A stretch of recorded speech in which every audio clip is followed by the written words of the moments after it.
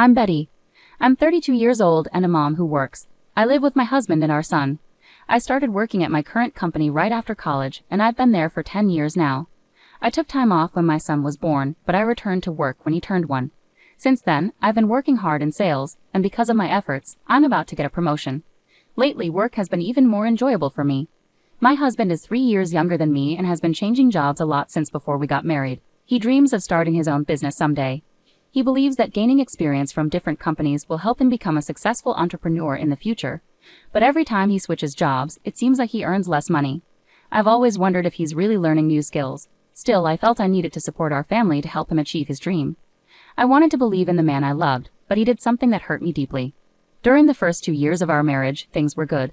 Despite his job changes causing some instability, we enjoyed dreaming together about our future. We talked about building our own house and traveling abroad once his business took off. But after our son was born, everything shifted. He grew distant, especially once I went back to work after maternity leave. It made me see his true colors more clearly. He never liked doing household chores and avoided parenting duties. While I was on maternity leave, I managed, but once I returned to work, my days became incredibly busy. I'd wake up early to make breakfast, drop our son at daycare, work all day, then rush to pick him up, shop for groceries, and cook dinner. I was always on the go, wishing for help that never came. Despite having more free time, my husband refused to pitch in, even to drop our son off at daycare. When I asked, he worried it might look like he wasn't busy enough at work. I tried to reassure him that it's normal for dads to be involved, but he stuck to his reasons. To avoid arguments, I ended up shouldering everything between my early mornings, overtime at work, house chores, and childcare duties. I felt like I was being pulled in all directions, but I kept going for the sake of my family. It would have been helpful if someone could have talked sense into my husband.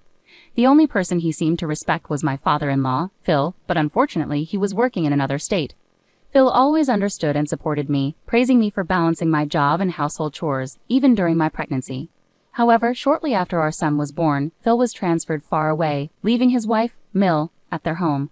Unlike Phil, Mill was more lenient with her son and always took his side, offering little help to me. As someone who had been a housewife for a long time, Mill seemed to disapprove of me continuing to work after having a child.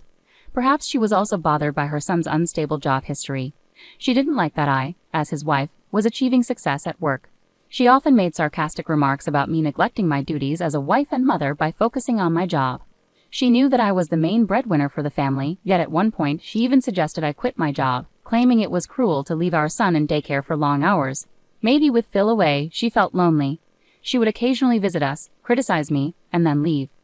It was really tough being criticized constantly, but I tried to understand that older people with traditional views might find it hard to accept my choices. I tried to accept it, but it hurt. What hurt even more was that my husband seemed to resent my success at work. When I got a raise because of my hard work, his response was just an indifferent, okay. It saddened me that he couldn't even congratulate me. Things got worse when he started criticizing me, accusing me of becoming arrogant just because I earned a bit more. Both he and my mother-in-law kept finding faults with me. I began questioning why I was putting in so much effort every day and even started regretting marrying him. To add to my worries, my husband started coming home later and later from his factory job, sometimes not until late at night. He was supposed to finish work at a specific time, but he often had excuses for being late. Whenever I asked why, he'd get defensive, so I stopped pressing him. But his strange behavior made me suspicious. Then one evening my mother-in-law unexpectedly showed up at our house, as she often did without notice.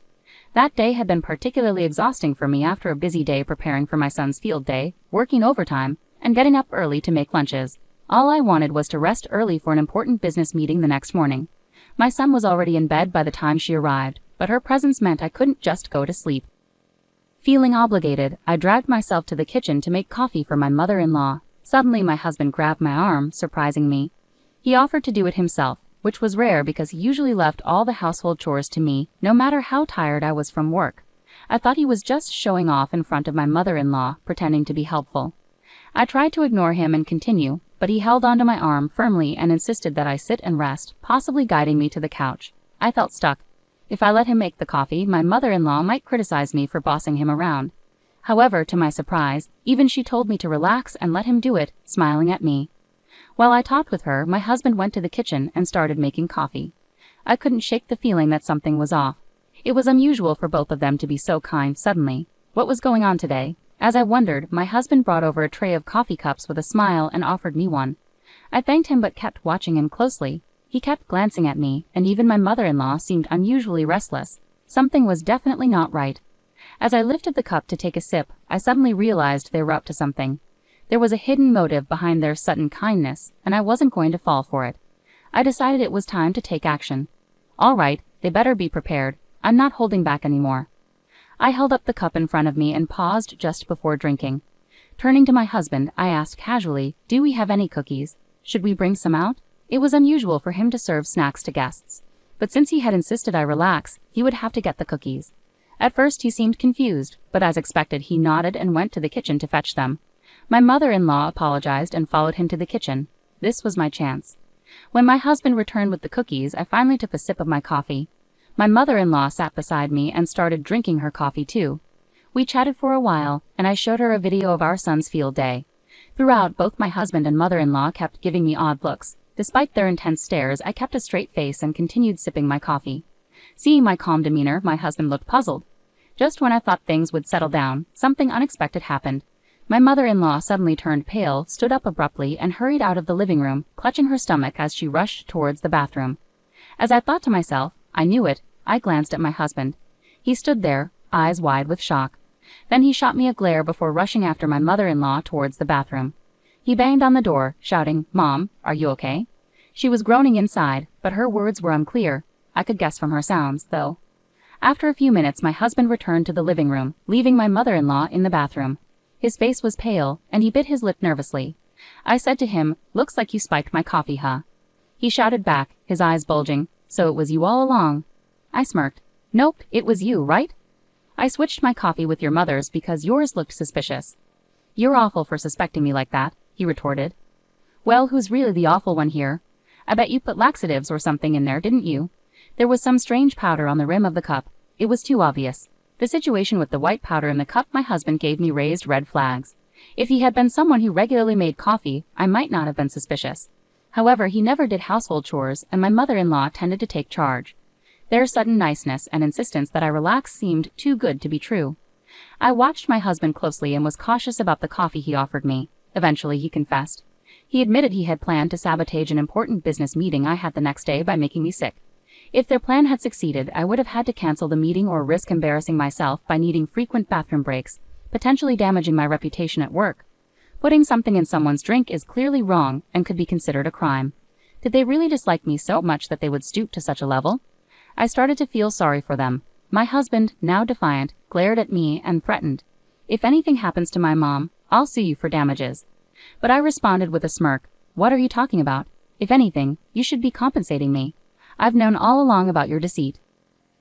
My husband stood frozen, caught in his lies. Despite claiming to work late and being busy, he had ample free time. On his days off, he'd leave the family and spend time alone, glued to his phone when he was home. My suspicions grew, so I hired a detective agency, and the evidence they found confirmed my fears. He had been posing as single, meeting a young woman at a bar, and starting a relationship with her by lying about his future business plans. The girl, naive and fresh out of college, fell for his deception. When confronted, he tried to justify himself, claiming he wanted to boost his self-esteem by dating a younger woman. I could imagine him boasting about his future success. If he had so much time on his hands, he should have been putting more effort into his work. Maybe it was always unrealistic to expect my spoiled husband to start his own business. Seeing his pale face as his affair was exposed, I made a firm decision.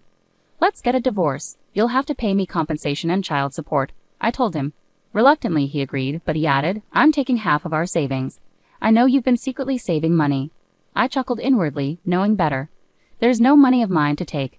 Most of the savings are from before we were married, which isn't subject to division.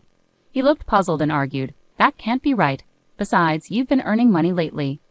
"The money I've earned recently has mostly gone towards our living expenses, with you contributing very little," I calmly explained.